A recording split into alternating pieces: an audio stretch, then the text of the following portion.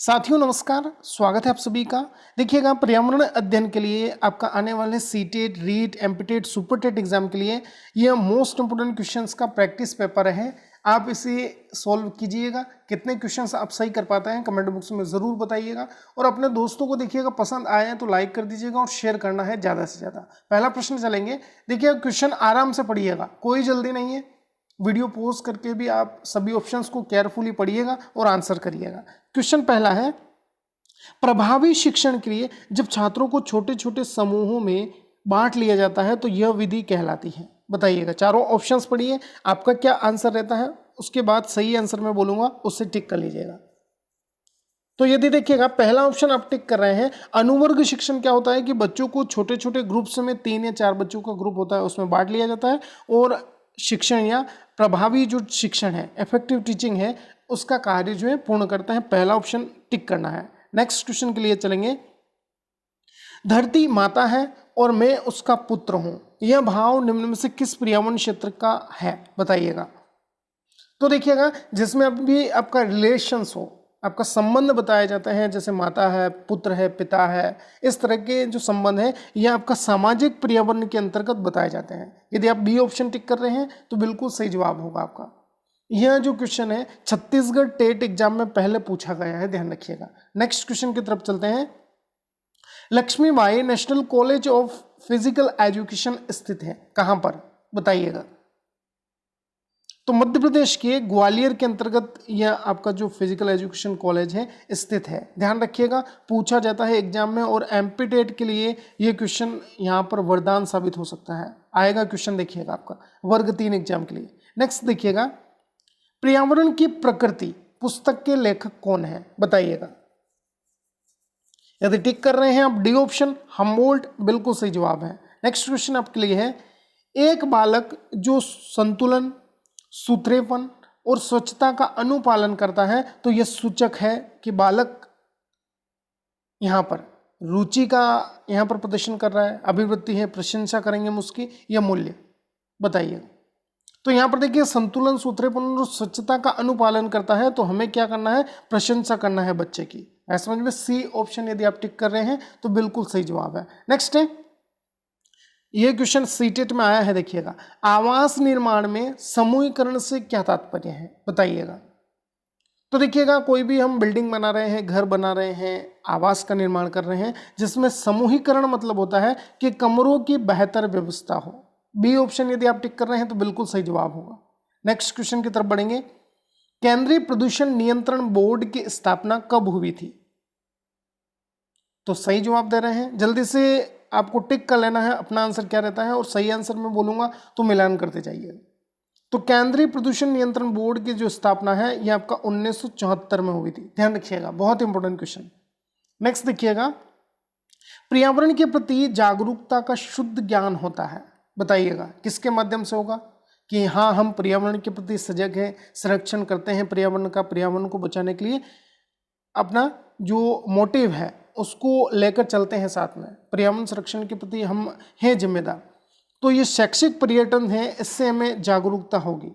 ऐसा समझ में, ध्यान रखिएगा, बी ऑप्शन अपने को टिक करना है। नेक्स्ट क्वेश्चन है, विश्व में जल संकट का कारण क्या होगा? बताइएगा, बहुत ही इंपॉर्टेंट क्वेश्चन है।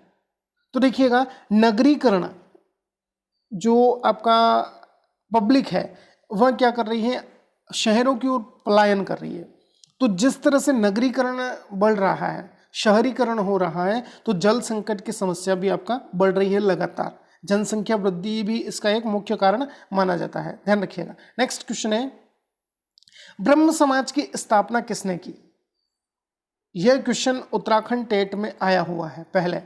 यहां पर सही आंसर होने वाला है राजा राम मोहन राय। बहुत ही इंपॉर्टेंट क्वेश्चन। नेक्स्ट देखिएगा, विश्व प्रकृति दिवस मनाया जाता है। देखिएगा, विश्व पर्यावरण दिवस तो आपने सुना होगा, विश्व प्रकृति दिवस पूछा जा सकता है एग्जाम में, तो बिल्कुल सही जवाब है 3 अक्टूबर को विश्व प्रकृति दिवस मनाया जाता है। 2 अक्टूबर को कौन सा जो राष्ट्रीय त्योहार है हम सेलिब्रेट करते हैं, कमेंट बॉक्स में जरूर बताइएगा।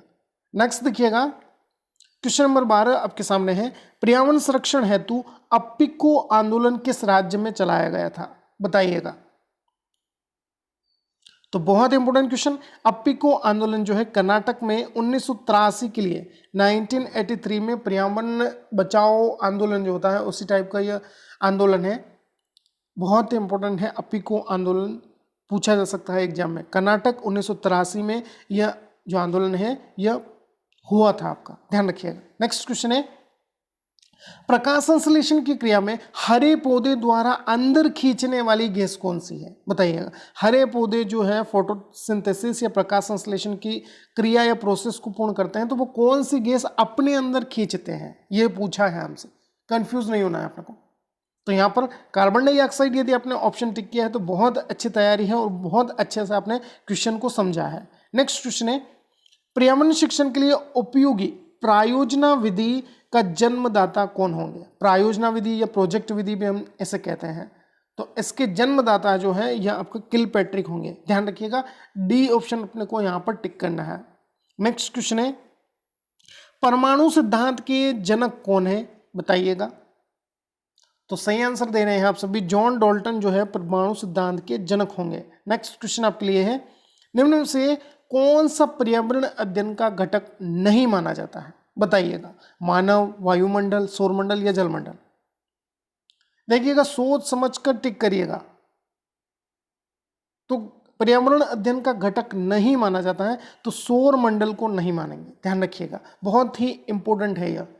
सी ऑप्शन जो है अपना यहां पर टिक कर लीजिएगा। नेक्स्ट क्वेश्चन है, प्राकृतिक पर्यावरण के निम्न में से किस भाग में केवल सजीवों का अध्ययन किया जाता है, बताइएगा। केवल सजीवों का अध्ययन पूछा है हमसे, बहुत इंपॉर्टेंट क्वेश्चन।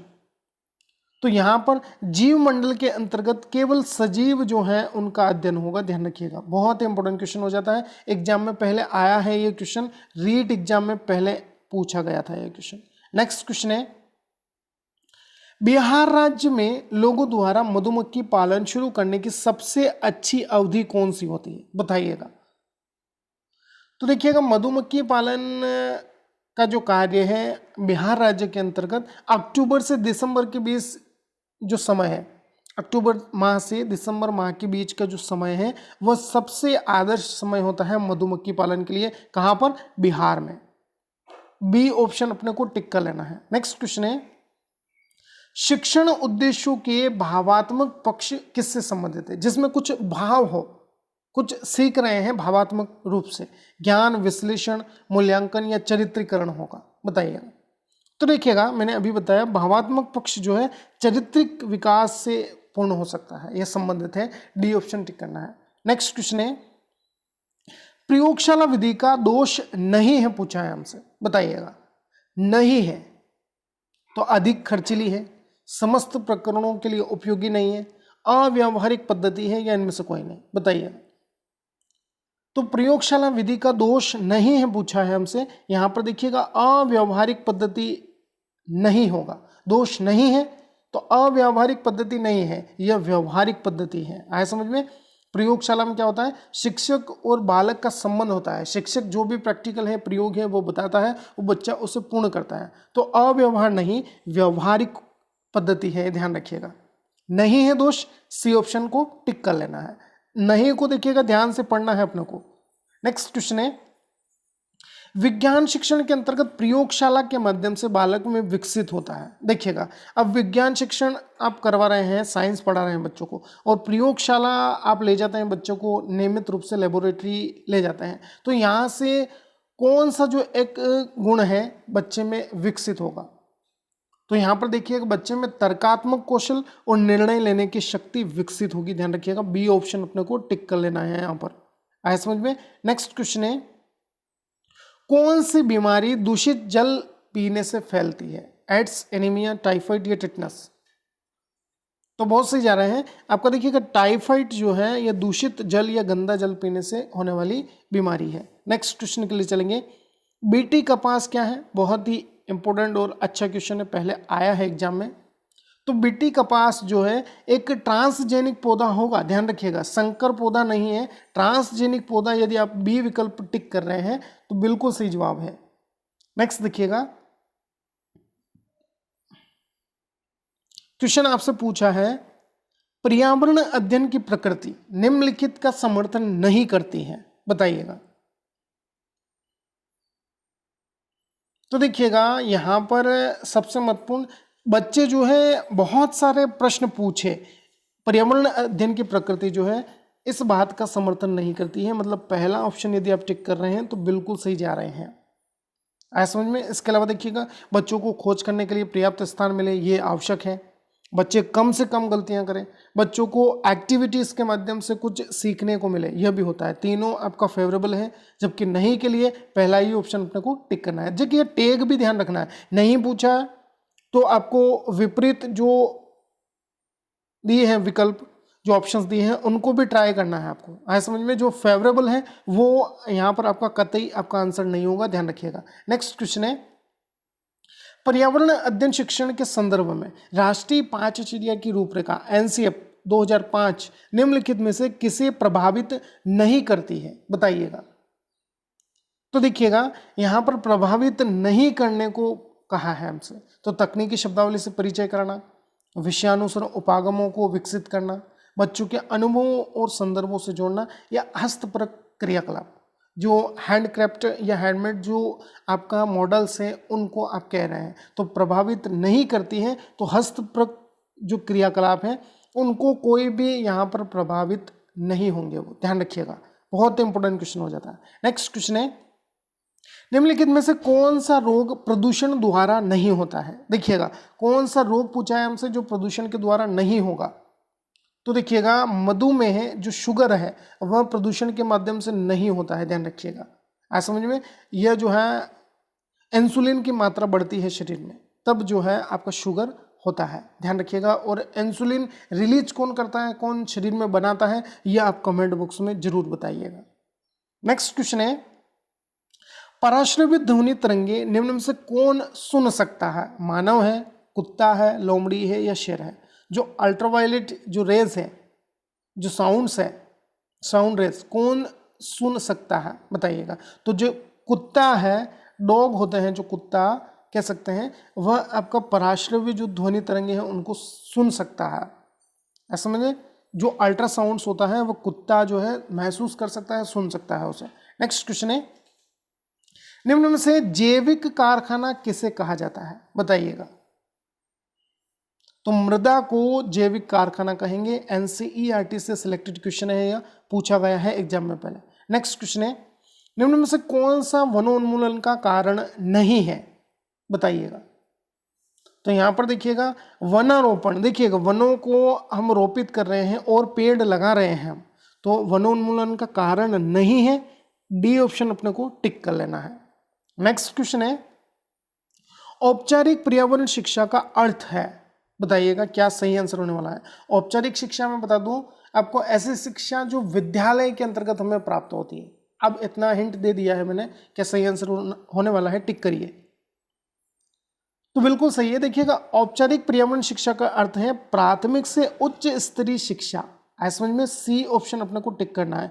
और अनौपचारिक शिक्षा क्या है, घर परिवार में बच्चा जो शिक्षा ग्रहण करता है वो अनौपचारिक शिक्षा है। औपचारिक शिक्षा क्या है, विद्यालय स्तर पर आपका एलकेजी, यूकेजी, फिर first class, second, third, fourth, इस तरह से जो विद्यालय स्तर पर शिक्षा ग्रहण करेगा वो आपका औपचारिक शिक्षा होगी, ध्यान रखिएगा। कंफ्यूजिंग है यह, इसलिए मैंने बता दिया है। ये आपके 30 प्रश्न थे, आप कितने क्वेश्चंस के सही आंसर कर पाता है कमेंट बॉक्स में ज़रूर बताइएगा। देखिएगा अच्छा लगे तो शेयर करिएगा। सभी आपको इसी तरह से सिलेक्टेड क्वेश्चंस का मॉडल पेपर मिलेगा, और आई होप ये क्वेश्चंस जो है आपको हेल्पफुल रहेंगे एग्जाम्स में। धन्यवाद, सब्सक्राइब कर लीजिएगा अच्छा लगे। जय हिंद, जय भारत।